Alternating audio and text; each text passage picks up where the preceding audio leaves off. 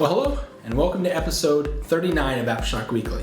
This week we're going to have some fun, and we're going to talk about how to viral market.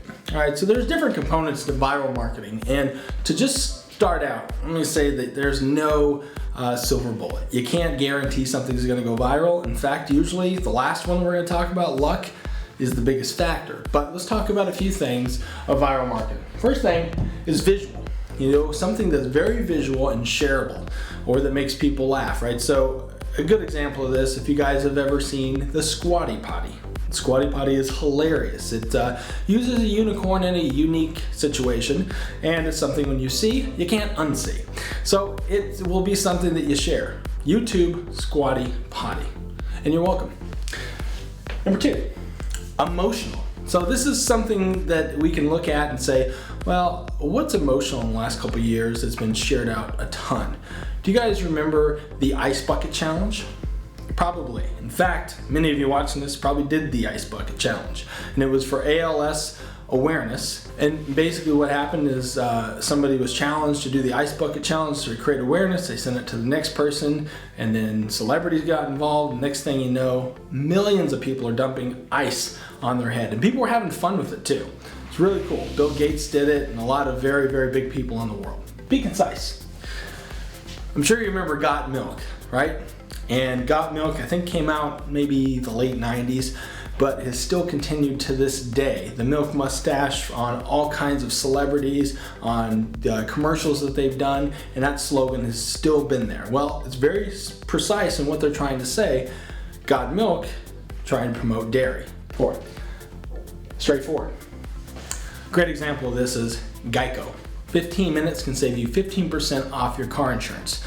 Now, how many times have you heard that on the radio, on TV, seen it in a magazine? They're very clear and straightforward on that one message. Now, how they deliver that message, there's about 100 different ways. They've done the caveman thing. They've done the guy flexing. They've done all kinds of amazing ways to try to attract your attention, but at the end of the day, 15 minutes can save you 15% off your car insurance. Everybody knows that. Next, targeted. So a very targeted viral campaign would be Black Rifle Coffee. Now they target veterans because that's what they are. They're a group of veterans that have beards. They're all between 25 and 40, and that's exactly their audience. They create content to go viral and to get shared among their audience. Just Google or YouTube Black Rifle Coffee and you'll see some of their videos. Beware, there are some swear words, so make sure that there's no children present. But it's hilarious, and when you think about, okay, this is targeting veterans, people that are supporting guns, pro-America, you'll see they do a very good job of their targeting, and that's why a lot of their videos have gone viral. Some of them 1 million+ shares. Lastly, sometimes you just gotta get lucky. It might not be your first time, it might not be your 5th time, it might be the 100th video you make or the 100th ad you do. You don't know what's going to work and resonate with people. You just do the best you can to guess. Who's my audience? What's very visual? What can I appeal to on an emotional level? A concise message, something very straightforward and targeted. And sometimes by doing all these things, it still doesn't work.